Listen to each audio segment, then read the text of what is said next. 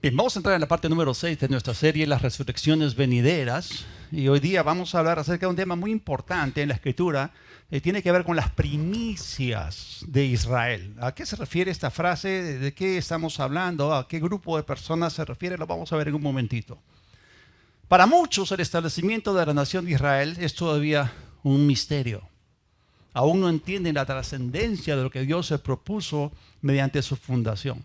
Bueno, un primer chispazo de luz al respecto es de que el propósito original de Dios para Israel era que fuera una luz para todas las naciones.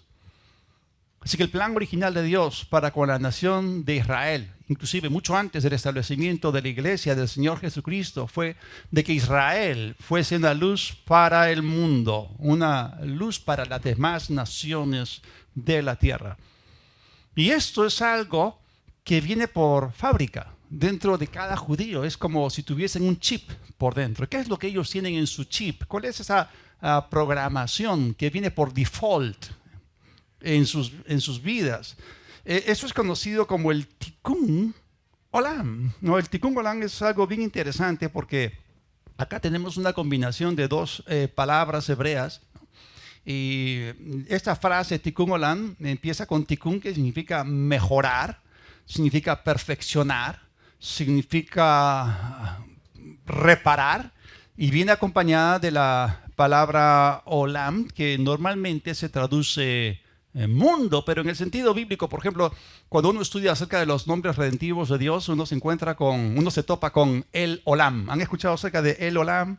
¿No? Muchos judíos lo traducen como el eterno.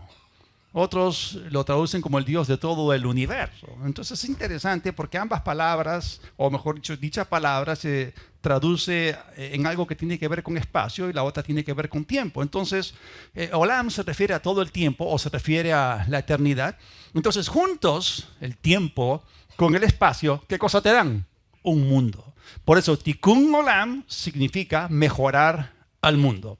Ahora, eso es parte de la esencia misma de la nación de Israel. Es algo que empezó con el mismo inicio, el llamamiento de Abraham, cuando Dios le comunicó a él que su descendencia sería un medio o un canal para bendecir a todas las familias y naciones de la tierra. Y esa es la base, de eso se trata la misma existencia de la nación de Israel. Por eso es que son tan perseguidos y odiados. Es aquí que está el porqué detrás del antisemitismo. Entonces, desde el mismo llamamiento de Dios a Abraham, Dios ya por adelantado le notifica diciéndole: benditos los que te bendijeren, malditos los que te maldijeren, dándole un indicio, un chispazo de luz de que él tendría enemigos potenciales que se levantarían contra ellos y contra su descendencia, contra la nación, con una intención de maldecirlos. Entonces, desde el principio vemos que Satanás se propuso bloquear la bendición que Dios quería derramar sobre toda la tierra. Así que la intención divina con la nación de Israel inició en el Génesis y se entiende inclusive hasta el milenio. Vamos a ver la confirmación de esto. Como ya les dije, es el Tikkun Olam, entonces trasciende el tiempo. Así que vamos a Isaías capítulo 60, los versículos del 1 al 3. Mucha gente en las iglesias canta este texto, este pasaje lo cantan, ¿no? Levántate y resplandece, ¿no? Porque tu luz ha venido. Entonces, pero este texto tiene un contexto y fue dado originalmente para con Israel. Levántate, Isaías 60 del 1 al 3, resplandece. ¿Por qué? Porque ha llegado tu luz y la gloria del Señor ha resplandecido sobre ti. Noten ustedes la conexión entre luz y gloria. Porque hay aquí que las tinieblas cubrirán la tierra, está hablando de los demás pueblos, y la oscuridad los pueblos, pero sobre ti, está hablando acerca de Israel, resplandecerá el Señor y sobre ti será vista su gloria. Otra vez, luz y gloria. Versículo 3. Entonces, una vez que esto ocurre, andarán las naciones en tu luz y los reyes al resplandor de tu amanecer. Entonces vemos aquí restaurado el propósito original de Dios en el tiempo del milenio. Este es un cuadro de Israel bajo el Mesías, después de que sea librado y salvado de la gran tribulación. y sea completamente restaurado para su propósito original en plenitud, por supuesto. Ahora, hay un principio en la Escritura que nosotros necesitamos conocer. Tú tienes que aprender a vivir por él, porque si tú entiendes este principio, eso te va a beneficiar tremendamente. Y esto fue mencionado por primera vez, no sé si ustedes alguna vez han escuchado acerca de Oral Roberts, alguna vez han escuchado de ORU, la Universidad de Oral Roberts en Tulsa, Oklahoma, un tremendo hombre de Dios que participó en un fuerte mover de sanidad a través de sus manos. Cientos de miles de personas fueron sanadas. Y él dijo lo siguiente, que Dios, esto es lo que dijo de Dios, y miren qué penetración, qué luz tenía, que Dios es un Dios de un círculo, de un circuito y de un ciclo completo. Ahora, ¿qué significa esto? Esta frase significa que cuando Dios empieza algo, en cierta manera en particular, Él le da la vuelta al círculo completo y lo termina así, tal como Él lo empezó. Por ejemplo, ¿cómo empezó la tierra? ¿No? Y se puede dar un saltito desde Génesis hasta Apocalipsis. Porque la tierra empezó en un paraíso, ¿no es así? Pero ahí empieza el círculo, ¿no? Empezó en un paraíso sin pecado ni muerte, pero luego continuó con ese terrible círculo de sufrimiento, ¿no? La caída. Esto incluye muchísimas cosas que Dios nunca estableció, ¿no? Entonces la tierra sigue su curso, la historia sigue corriendo, sigue su curso. Y cuando ya se le dé la vuelta completa al círculo, nuevamente, lo pueden leer en Apocalipsis, al final, es decir, el final restaura todo del inicio, ¿no? La tierra va a volver una vez más a un paraíso sin muerte, sin enfermedad, sin opresión, sin pobreza, sin llanto, sin ningún tipo de sufrimiento. ¿Por qué? Porque Él es el Dios del círculo completo. Aplicación práctica. A veces hay cosas en nuestras propias vidas de las cuales nos avergonzamos, con las cuales no estamos contentos, que nos parecen a nosotros, bajo nuestra perspectiva estrecha, imposibles de ser cambiadas. ¡Ja! Pero te digo que tu perspectiva no es inmóvil, tu perspectiva no es neutra, es completamente dinámica y va creciendo y se va abriendo conforme tú eres iluminado por el espíritu de sabiduría y de revelación en su conocimiento, y ya no ves más al diablo como alguien superior a ti. Todo lo contrario, te ves sentado en lugares celestiales y a los demonios como tus subordinados. Y lo que Dios pretende para ti, miren, hay un montón de cosas que el diablo levanta en contra de nosotros para frenarnos. No empezaron así. No estamos contentos con estas cosas, pero no debemos olvidar que Él es el Dios del círculo completo, y el que empezó la buena obra en nosotros la va a completar en el día de Jesucristo. ¿No les dije que el que confía en Él no será avergonzado? Muy bien. Y esto es cierto, por supuesto, también con la nación de Israel. O sea, Dios le va a dar la vuelta a todo lo que ellos están atravesando y los va a restaurar y colocar nuevamente como cabeza de las naciones. Y ellos van a cumplir finalmente su propósito divino. Ahora, veamos lo que Dios les dijo a ellos a través de Moisés. Deuteronomio capítulo 28, versículo 1. Esto es tremendo, porque acá vemos el efecto de lo que la revelación hace en tu vida. La revelación te levanta, la revelación te exalta a otro nivel. La palabra no es cosa vana, es nuestra vida, vivimos por ella. Acontecerá, Deuteronomio 28:20, eso va a ocurrir, es una ley, es un principio. Acontecerá, sucederá, sí o sí, que si oyeres atentamente la voz del Señor tu Dios, entonces, puntos suspensivos, el Señor tu Dios te exaltará sobre todas las naciones de la tierra. Y esto fue dicho originalmente al pueblo de Israel. Obviamente la palabra no hace excepción de personas. Si tú haces exactamente lo que este principio dice, también vas a ser levantado a otro nivel. Pero Dios quiso desde el principio levantar o elevar a Israel a una alta plataforma de bendición y de influencia para beneficio de las naciones. Y para ello, Él los estableció. ¿Y saben lo que hizo Él? Él los colocó en el lugar más visible del planeta. Ezequiel capítulo 5, versículo 5. Así ha dicho el Señor Dios. esta es Jerusalén. La puse en medio, en el centro de las naciones y de las tierras alrededor de ella. Otra traducción dice que Dios puso a Jerusalén en el ombligo de la tierra. Otra traducción dice en medio de los gentiles y de los pueblos alrededor. Curioso darnos cuenta, ¿no?, de que Israel no está localizada en la punta sur de Sudamérica, ni tampoco en la parte más septentrional de África, ni tampoco está en el norte de Siberia, donde hace mucho frío, ni tampoco Israel fue puesta escondida entre las islas del Océano Pacífico, que es inmenso, sino en el centro mismo o en el ombligo de la tierra. Esto es en la parte más central. Es interesante que Israel se localizó exactamente y Dios puso esa tierra allí en medio de tres de los más grandes y principales continentes del mundo: Europa, Asia y África. Es más, hay un camino, nosotros que hemos ido a Israel un par de veces, hemos visto, está la Vía Maris, y es una vía que está al costado del mar, ¿okay? Y era la carretera a través de la cual las tribus nómadas y los comerciantes circulaban, ¿no?, cuando venían de África o subían hacia Asia, subían hacia Europa o viceversa. Entonces era una zona muy transitada.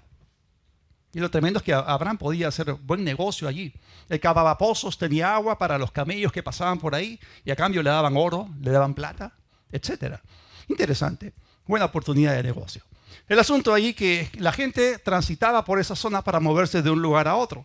Entonces no solamente Dios los puso allí, los bendijo tanto para que las demás naciones pudiesen ver la bondad de Dios derramada y manifestada sobre ellos. ¡Wow! Ahora, y para ser honestos, cuando vemos esto a lo largo de la historia, lamentablemente eso no se manifestó de continuo, solamente a lo largo de específicos periodos de tiempo. Un ejemplo de esta capacidad de influencia fue durante el tiempo de Josué, el periodo de la conquista. Josué capítulo 5, en el versículo 1, quiero que ustedes sepan de que las naciones de alrededor escucharon ciertas cosas. Y miren, Josué capítulo 5, versículo 1, sucedió que cuando todos los reyes de los amorreos que estaban al otro lado del río Jordán, hacia el occidente, y todos los reyes de los cananeos que estaban al lado del mar, oyeron ¿de qué? De la bondad de Dios. Miren, oyeron cómo el Señor había secado las aguas del Jordán delante de los hijos de Israel hasta que habían cruzado. O sea, algo sobrenatural, el poder de Dios manifestado a favor de su pueblo. ¿Qué pareció? ¿Qué ocurrió con todos ellos? Desfalleció su corazón y no hubo más ánimo, más aliento en ellos a causa de los hijos de Israel. ¿Cuántos saben que Dios es por nosotros? Y cuando Dios dijo, bendeciré a los que te bendigan, Él se estaba identificando con su pueblo y estaba lanzando el mensaje de que Dios era a favor o por su pueblo, que todo su poder estaba disponible para su pueblo, que Dios alzó su mano derecha jurando por sí mismo bendecirlos y protegerlos hasta el límite, porque eran el pueblo del pacto. Entonces Dios estaba mostrando a todos los demás en la tierra, a todas las naciones, que Él quería bendecir a cada uno de ellos a través de este pueblo en particular. Y lo hizo hasta donde pudo. Lamentablemente, Israel no permaneció en obediencia a Él, ni tampoco permitieron que su propósito, el propósito de su establecimiento, siempre fuese cumplido. Sin embargo, a lo largo de la historia, como ya dijimos, hubo algunos picos de bendición, algunos periodos cortos de tiempo en que tenemos chispazos de luz de lo que pudo haber sido si ellos permanecían, como decía la condición en Deuteronomio 28:1, en obediencia a su voz. Ahora, el mayor cumplimiento de dicho propósito se produjo durante el reinado del rey Salomón. En ese tiempo ellos alcanzaron su máxima expansión territorial. En 2 de Crónicas, capítulo 9, versículos 22 y 23, dice que el rey Salomón superaba a todos los reyes de la tierra. Repiten conmigo, fue superior. Él superaba a todos los reyes de la tierra ¿en qué? En riquezas y en sabiduría. Y todos los reyes de la tierra, ¡wow!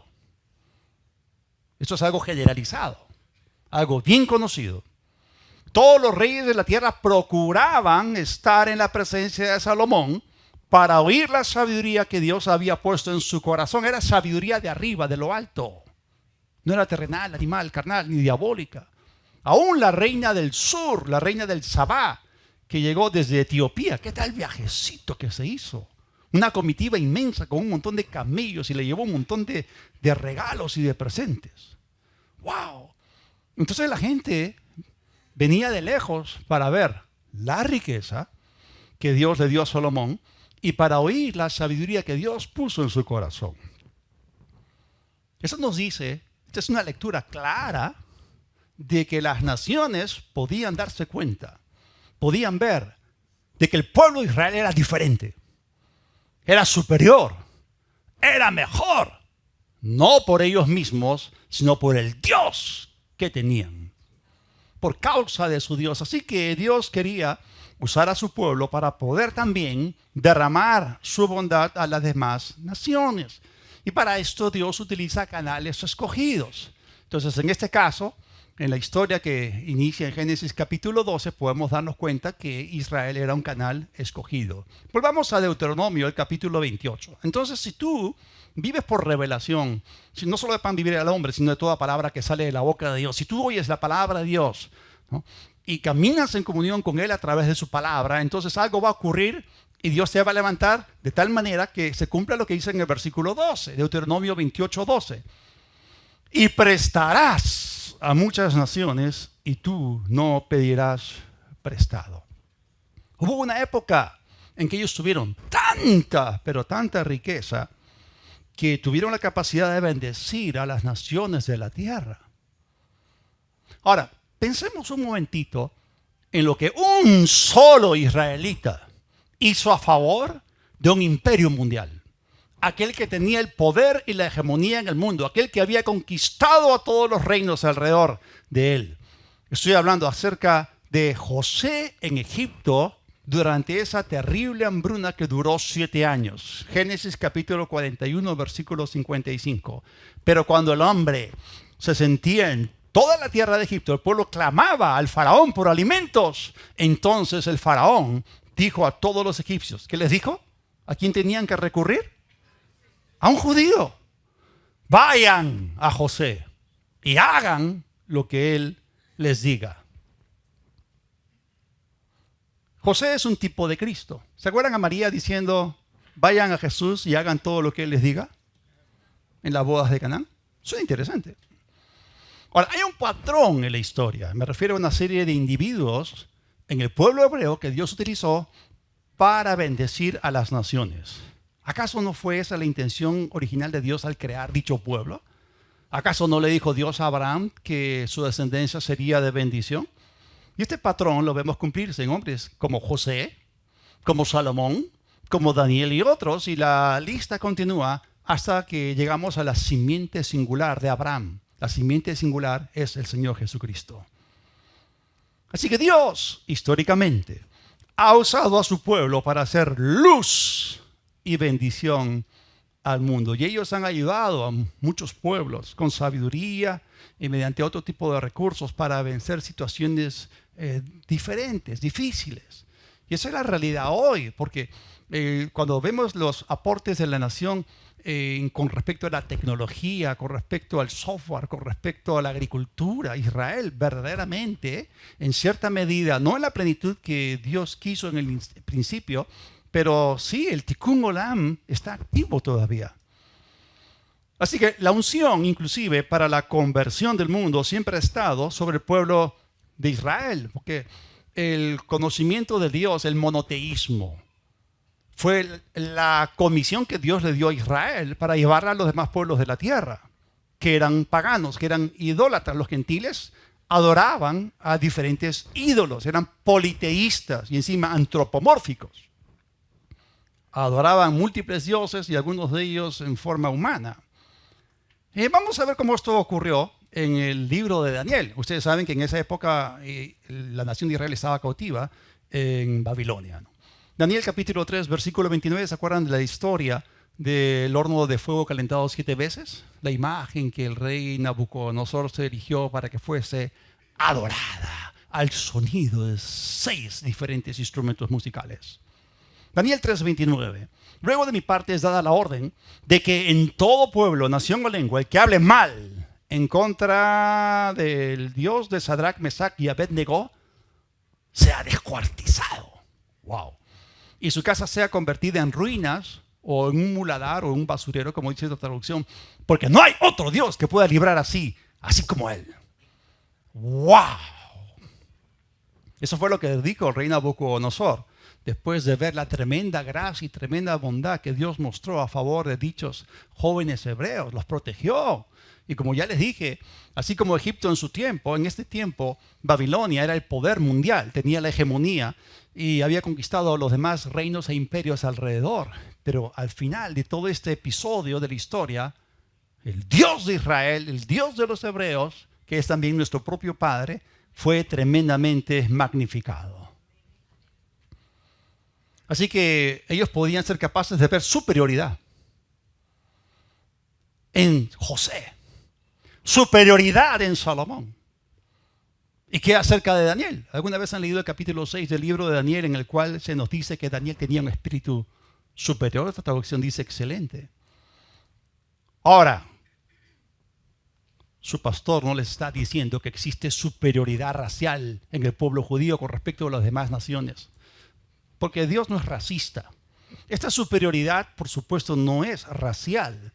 Fue debida a su conexión con Dios. Y esto convirtió a Daniel en un canal de bendición. Y eso es un principio bíblico.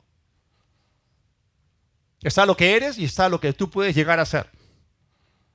Tu vida no es estática, es dinámica. Tú estás cambiando. O estás avanzando o estás retrocediendo. Y el estar estancado realmente no es una posición muy favorable que digamos. Tú te estás convirtiendo en alguien más, en alguien mejor o en alguien peor. Los que nos hemos conectado con Dios, Cristo está siendo formado en nosotros. Amén. Bueno, ese principio que se aplicó en esos hombres de Dios también se aplica en ti y en mí. Ahora, a pesar de lo que Dios declaró ser su intención, a pesar de todo eso, lo triste es que sí, Dios no cambió, Él fue consistente, le siguió mostrando a ellos todo su amor, respaldo, protección, provisión, liberación, gracia, favor. Pero hubo varios periodos en el Antiguo Testamento que el pueblo de Israel se apartó de Él. Hicieron cosas muy malas, impías, hasta el punto en que se salieron de la protección divina y cayeron en una serie de cautividades. Cuando tú te sales de la protección de Dios, estás a merced del enemigo. Porque tú le das lugar al diablo. No es que Dios los entregó. No. Tú te sales. Dios no te quita su protección. Tú te sales. La primera de esas cautividades, porque hubo realmente 3, fue cuando las 10 tribus del norte, con capital en Samaria, el reino llamado Israel, ellos fueron llevados cautivos por los asirios. Luego vino el reino de Judá al sur, aunque no se corrompieron tanto como los del norte. Ellos tuvieron también sus problemas y por eso fueron llevados cautivos a Babilonia y quedaron allí hasta que el imperio medo-persa tomó el control. Y eso fue el periodo de la cautividad o el periodo exílico. Pero hay un periodo de la restauración, el periodo post-exílico en la historia de Israel, donde ellos, gracias a Dios, retornaron a su tierra. Y miren lo que Dios les dice a través de uno de los profetas menores, Malaquías, el capítulo 3, en el versículo 12. Miren lo que les dice: y así todas las naciones, Malaquías 3:12, todas las naciones les dirán: bienaventurados, porque serán tierra deseable, no tierra aborrecible, ha dicho el Señor de los ejércitos. Y esta es una fascinante promesa de restauración a lo que Dios comunicó al inicio del círculo. Incluso después del cautiverio en Babilonia que le sobrevino a Israel por su desobediencia e idolatría, Dios quiso exaltarlos nuevamente como modelos y ejemplos. Es más, ¿cuántos saben que los propósitos de Dios nunca cambian? ¿Cuántos saben que el propósito de Dios permanecerá para siempre? Lo que Él se ha propuesto hacer, lo va a lograr en el cielo y en la tierra. Bien. El consejo de los impíos perecerá, pero el consejo de Dios vive y permanece para siempre. Vemos la vigencia de esta comisión inclusive en los días del ministerio del Señor Jesucristo, cuando aún la iglesia no había sido establecida. ¿Dónde la vemos? Surprise, surprise, sorpresa, sorpresa. En el Sermón del Monte. ¿Así? ¿Cómo es esto? La mayoría de cristianos no tienen idea de que el Sermón del Monte de Cristo fue dirigido primeramente a los judíos porque no había iglesia en ese momento. Se los voy a demostrar. Mateo capítulo 5, versículos 13 al 16. Ustedes, y Jesús está hablando a una audiencia judía inicialmente, ustedes son la sal de la tierra, pero si la sal pierde su sabor, ¿con qué será salada? No vale más para nada, sino para ser echada fuera y pisoteada por los hombres. Ustedes son la luz del mundo. Y miren en qué términos les habla.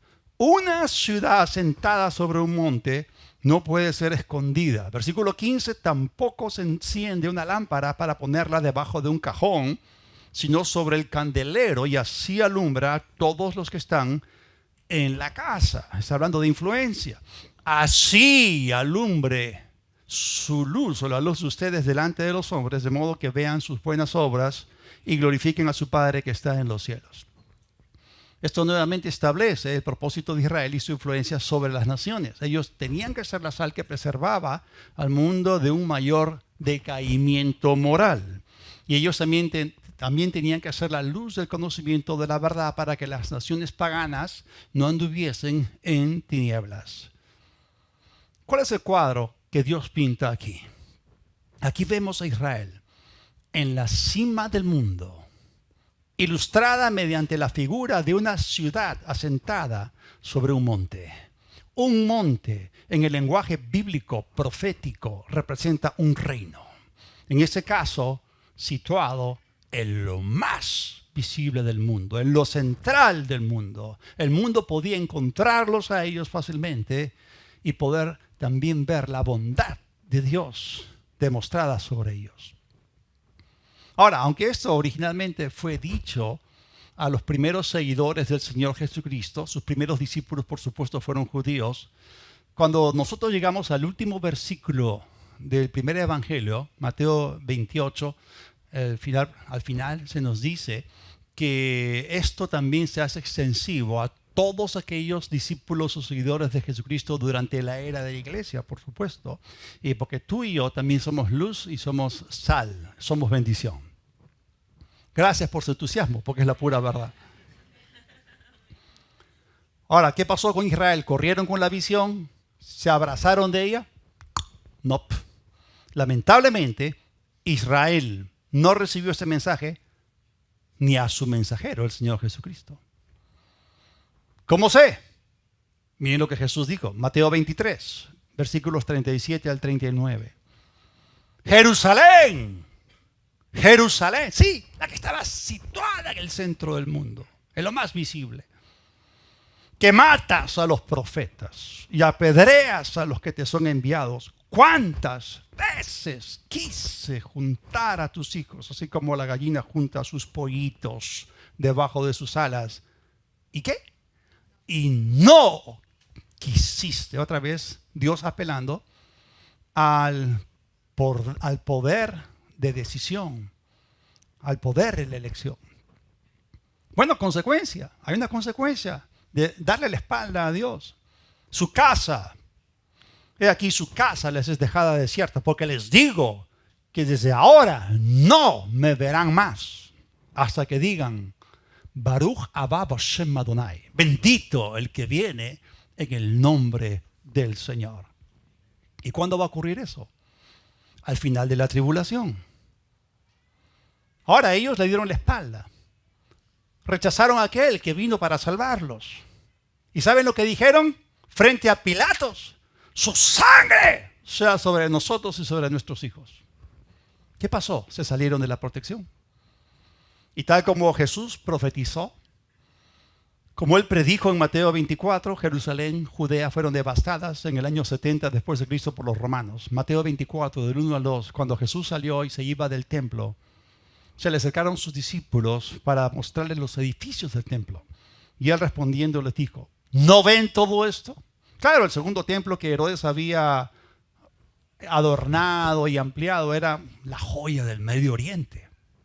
No existía en todo el mundo romano un edificio tan majestuoso como este. Era el centro de la vida espiritual de Israel. ¿No ven todo esto? ¿Lo están viendo? Sí, Señor. De cierto les digo que aquí no quedará piedra sobre piedra que no sea derribada. Y se cumplió. Aparte de eso, el pueblo judío fue brutalmente conquistado. Claro, por supuesto, primero por los romanos, luego ellos fueron vendidos a esclavitud. En los mercados de esclavos en todo el mundo se llenaron de judíos. Y luego esto los condujo a la tercera cautividad, que fue una cautividad mundial a todas las naciones, hasta que finalmente fuesen restaurados en su tierra al final de los tiempos. Y miren lo que dice en el capítulo 24 de Mateo, en el versículo 9, hablando acerca del periodo de la tribulación. Mucha gente, y quiero explicar esto, mucha gente me pregunta, pastor, ¿y eso de las 10 vírgenes que está en Mateo 25? Escúcheme bien, ni Mateo 24 ni Mateo 25 fue dirigido a la iglesia, porque es la respuesta a las tres preguntas que los discípulos judíos le hicieron a Jesús cuando ni siquiera existía la era de la iglesia. Estaban hablando acerca del tiempo del fin, estaban hablando acerca del periodo de 7 años. Así que aprendan bien esto. Mateo 24, Mateo 25, todas las parábolas que están ahí, nada tienen que ver con la iglesia. Tienen que ver con Israel en el periodo de la tribulación. Así que decir que las vírgenes insensatas representan a la mitad de la iglesia que se queda en el rapto, no es así, porque el rapto ocurre antes de lo descrito en Mateo 24. Y por supuesto antes de Mateo 25. Tiene que ver con Israel durante ese periodo. Y habla acerca de preparación, habla acerca de estar velando, de estar alertas. Bien, Mateo 24, versículo 9, entonces está hablando de los judíos, los entregarán a tribulación y los matarán, y serán aborrecidos por todas las naciones por causa de mi nombre. ¿Cómo es esto, no? Dios los establece para hacer un canal de bendición y el diablo convence a las naciones para que odien a Israel. Antisemitismo puro. Este odio en contra de los judíos se llama antisemitismo, se llama antisionismo. Lamentablemente es creciente y es antidios. Es inconcebible como alguien que se llame a sí mismo cristiano o católico o lo que sea y se ponga en contra de Israel. Eso es antidios. La persona que tiene un odio para con Israel definitivamente ha sido engañada por Satanás. Ahora, quiero colocar los puntos sobre las IES. Tenemos que decir las cosas claras. Nuestra capacidad de influencia o capacidad para hacer de bendición a los demás depende enteramente de nuestra relación con Dios. Porque nosotros no somos la fuente, somos sencillamente un canal. Y si le damos la espalda a Dios, nos alejamos de Él. Simplemente no podremos cumplir nuestro propósito ni misión acá en la tierra. No llegarás a ser la clase de persona que Dios quiere que seas para que llegues a hacer lo que Dios quiere que sea hecho y como Él quiere que sea hecho. No te puedes dar el lujo de retroceder y parecerte más a la gente del mundo, a los hijos del diablo que se parecen a su padre Satanás. Tienes que avanzar y llegar a ser más como Jesús para hacer las obras de Jesús con calidad, con excelencia. Si esto no te mueve, entonces piensa seriamente acerca de tu cristianismo. Bueno, ¿qué pasó con ellos, los de Israel? Les pasó eso, se alejaron de Él. Y es aquí que ellos nacionalmente rechazaron al Señor Jesucristo diciendo su sangre sea sobre nosotros, su sangre sea sobre nuestros hijos. Israel a nivel nacional rechazó al Mesías.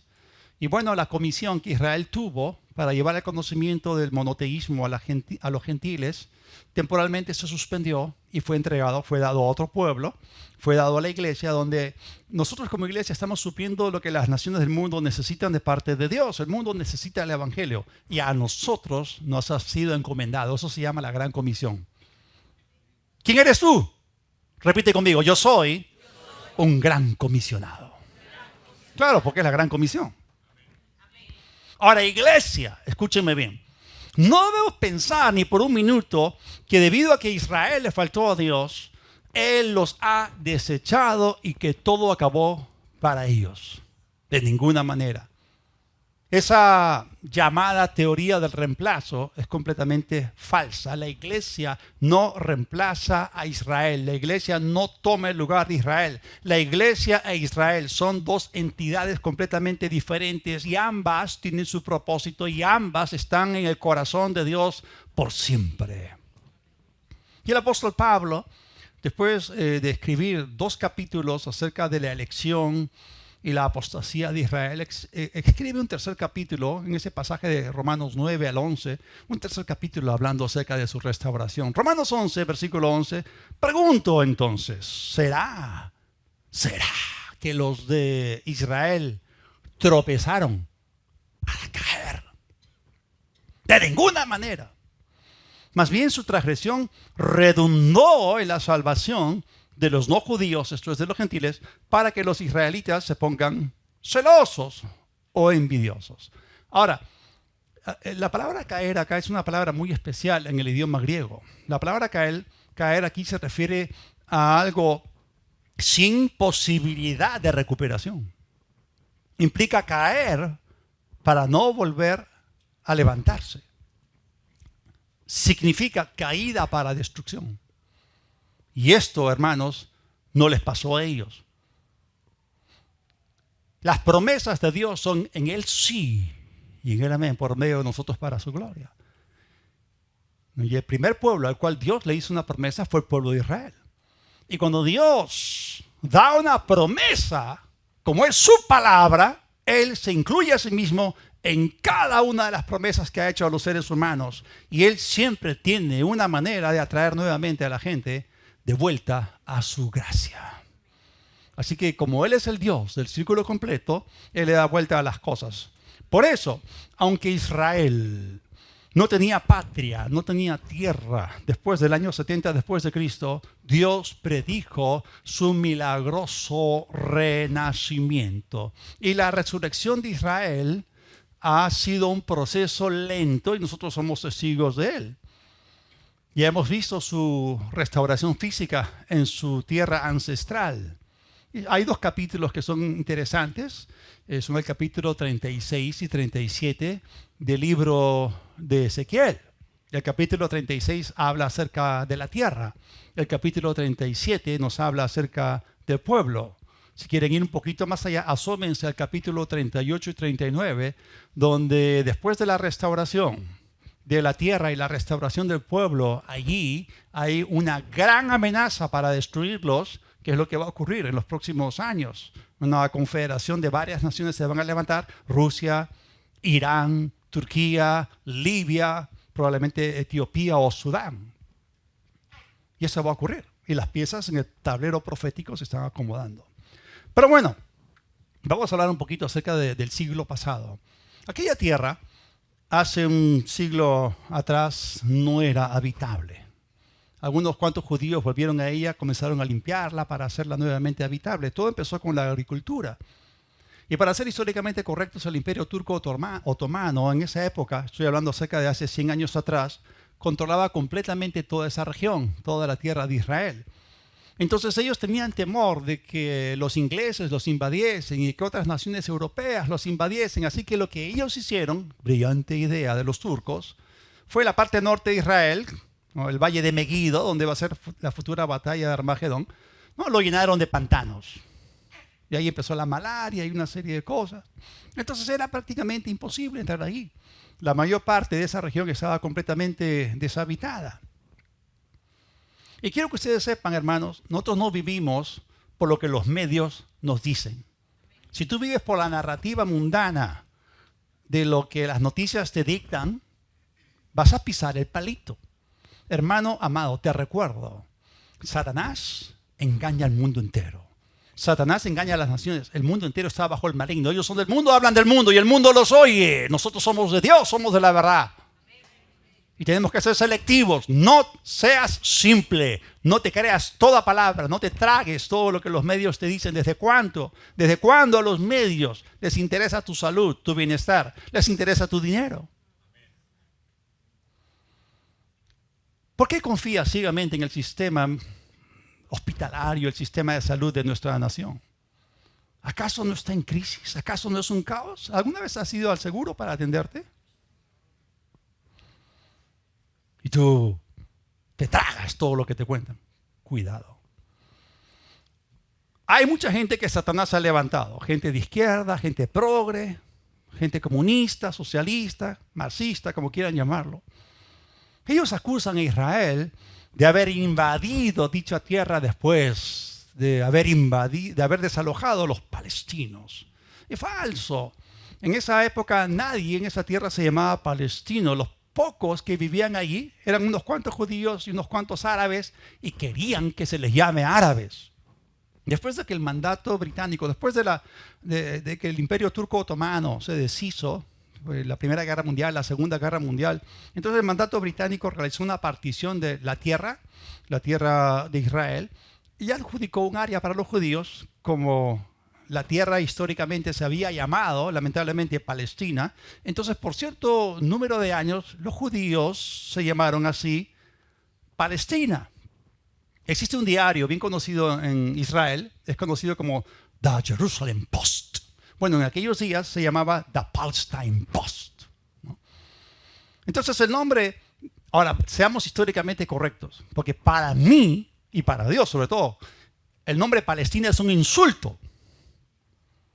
¿De dónde salió el nombre Palestina? Originalmente le fue puesto a la tierra por el emperador Adriano, después de haber sofocado la rebelión del rabino Akiva con Simón Bar Kokhbas. Y acá tenemos una dupla de un falso profeta y un falso Mesías.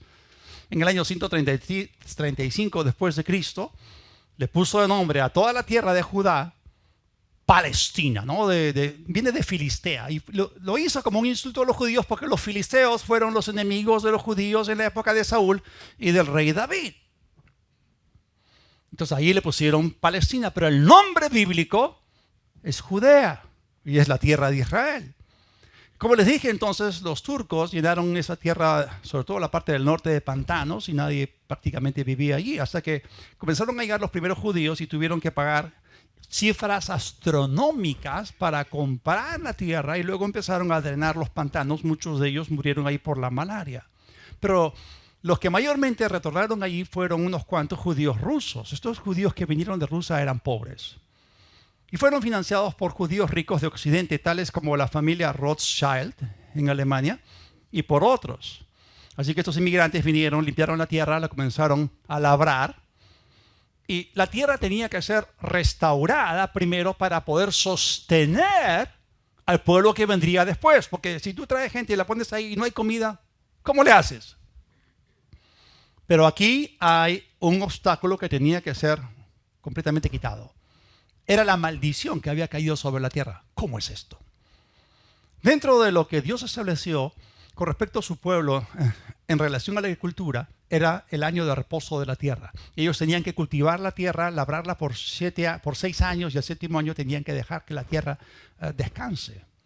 Uno se pregunta, ¿pero cómo va a ser si no trabajamos en el 7º año? ¿De qué cosa vamos a comer? Bueno, si en el 6º año Dios hacía que la producción se duplique, tanto así que para que alcanzase, o sea, se triplique, porque para alcanzarse para el siguiente año y el año que no sembraron, o sea, Dios siempre les suplió.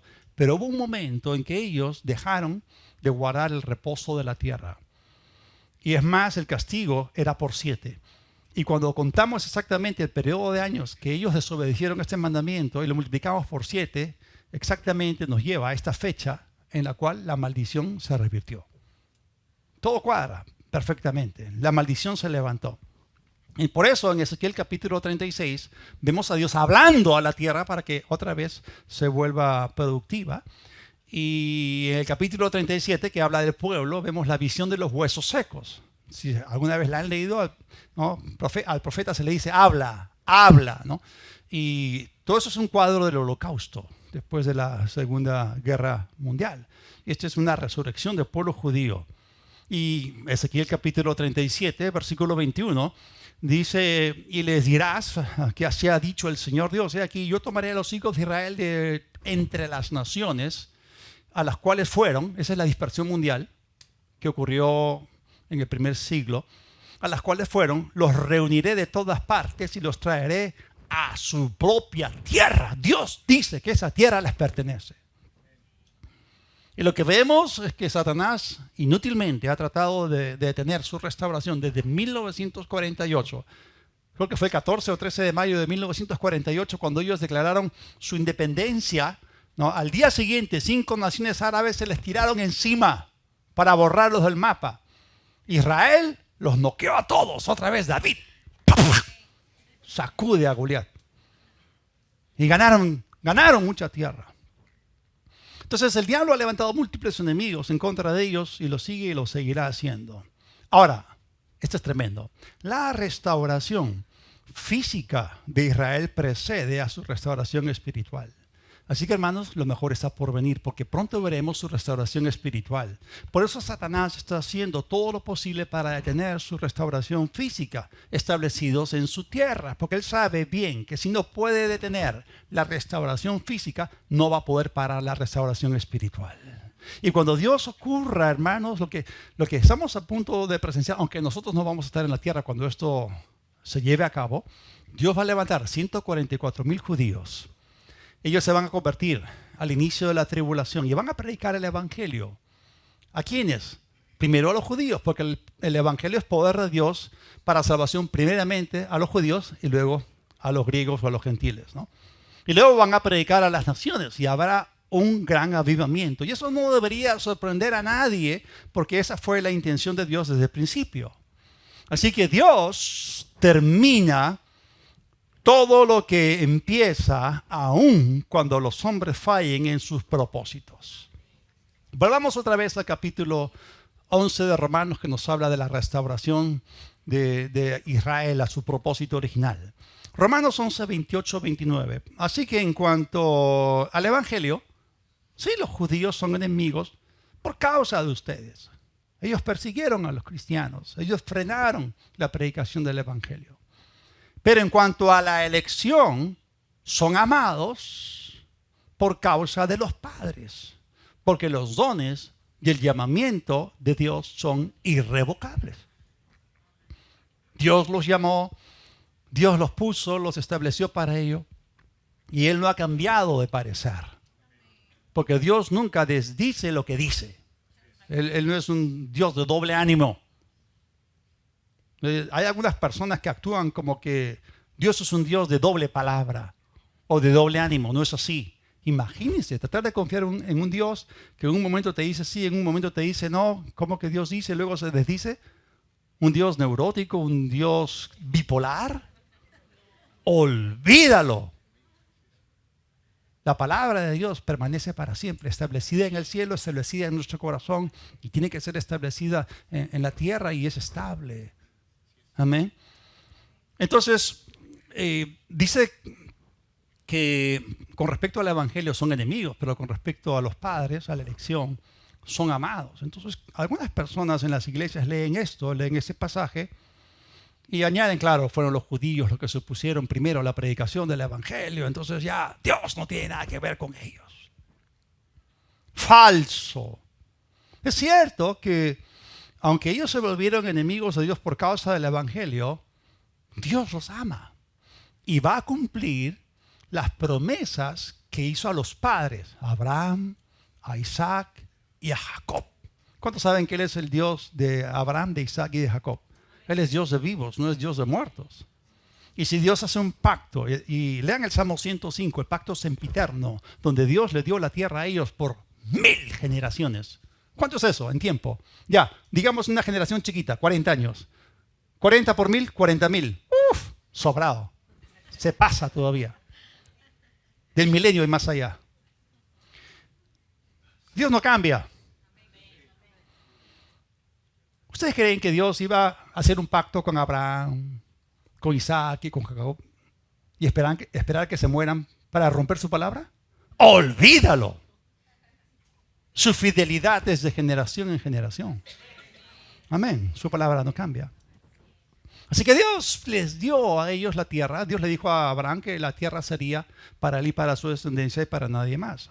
Ahora, si nosotros hacemos un estudio en el libro de Génesis, nos vamos a dar cuenta, porque en aquella época ellos se acercaban a Dios a través de altares. Y la localización geográfica de estos altares es pertinente, es relevante. Porque Dios se les apareció a estos patriarcas, ¿no? Abraham, Isaac y Jacob, en diferentes lugares, en diferentes altares, múltiples veces, diciéndoles que la tierra sería la herencia legal del pacto para ellos.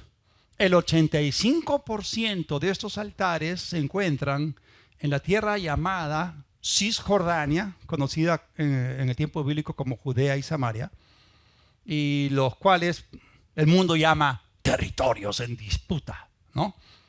Y una pequeña minoría de altares estaban en otros lugares fuera de dicha zona. Entonces la porción de la tierra que mayormente está en disputa, ¿no? Que es la tierra de Judea y Samaria, que también se conoce como la franja o la margen occidental del río Jordán, y por supuesto también está en las alturas del Golán.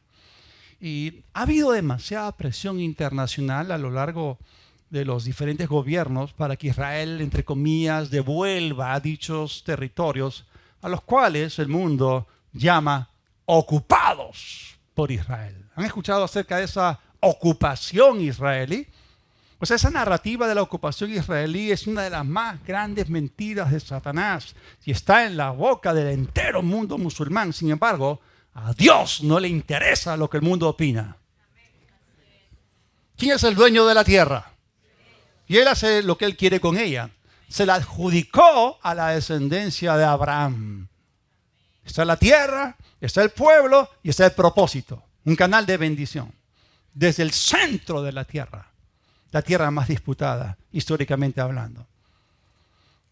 Es cierto, ¿no? Después de que Israel rechazó al Mesías, Dios levantó a la iglesia para que se cumpliese lo que tenía que hacerse durante la era de la iglesia, y mayormente la iglesia ha sido mayormente gentil, como estaba diciendo.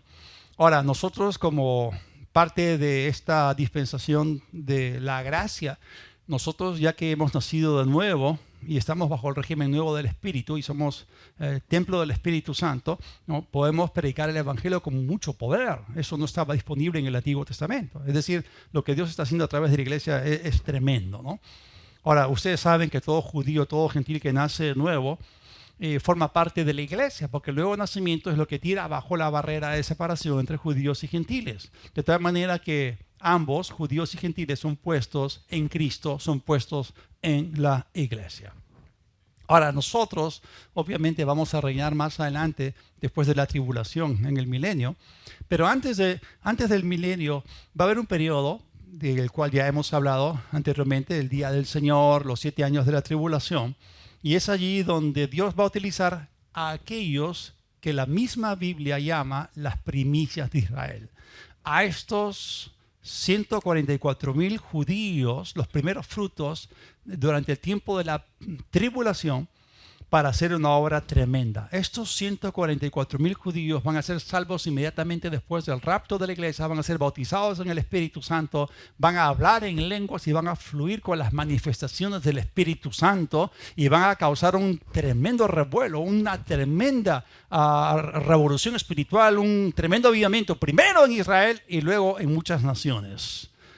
Así que tenemos que ubicarnos en la historia, porque nosotros ahora nos encontramos en un periodo en el cual estamos contemplando la restauración física de Israel. Falta poco para que se lleve a cabo su restauración espiritual. Y lo que Ezequiel profetizó en el capítulo 36, en el capítulo 37, se ha estado cumpliendo en los últimos 100 años, porque ya hemos visto cómo Israel volvió a ser nación nuevamente en su tierra en 1948, y ellos, a pesar de tener todo en contra, toda la oposición, se han levantado y se han convertido en la única democracia en el Medio Oriente y en una superpotencia mundial. Esa es la bendición de Dios activa. Pero su renacimiento espiritual, en una gran escala, está a punto de ocurrir. Ese día glorioso se está acercando. Y como con todo lo que Dios hace, siempre hay un grupo de personas que son las primicias. Así que cuando este primer grupo de personas de Israel venga a la fe, al inicio del periodo de la tribulación, el mundo va a presenciar algo asombroso. Obviamente nosotros los vamos a ver desde el palco celestial, ¿no? Cuando Dios establece un propósito para un grupo de personas escogidas por Él, aunque históricamente Israel le falló muchas veces, Dios nunca se rinde con respecto a ellos. Lo que Dios empezó, lo va a completar. ¿Por qué?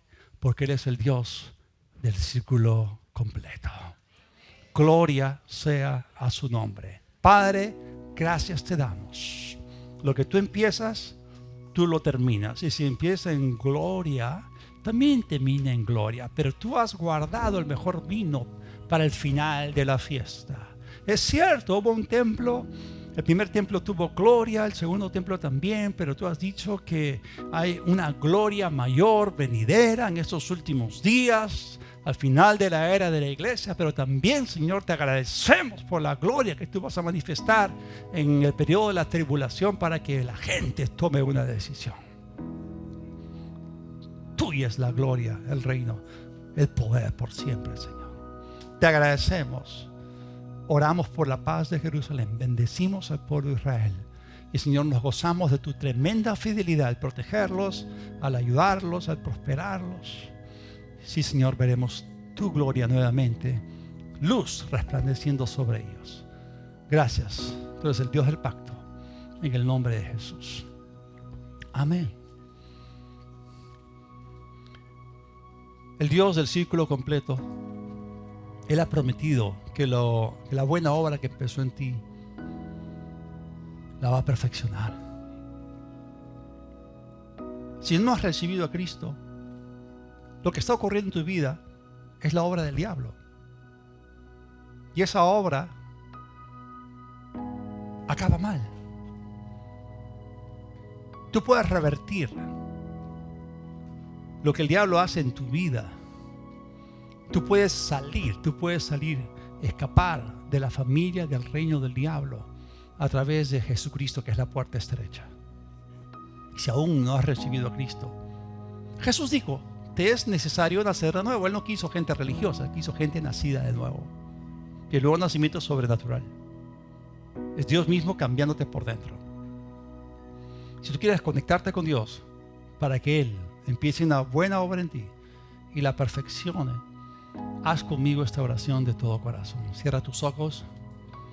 Ustedes que están viéndonos en vivo también, hagan esta oración. Dios del cielo, reconozco que necesito de ti.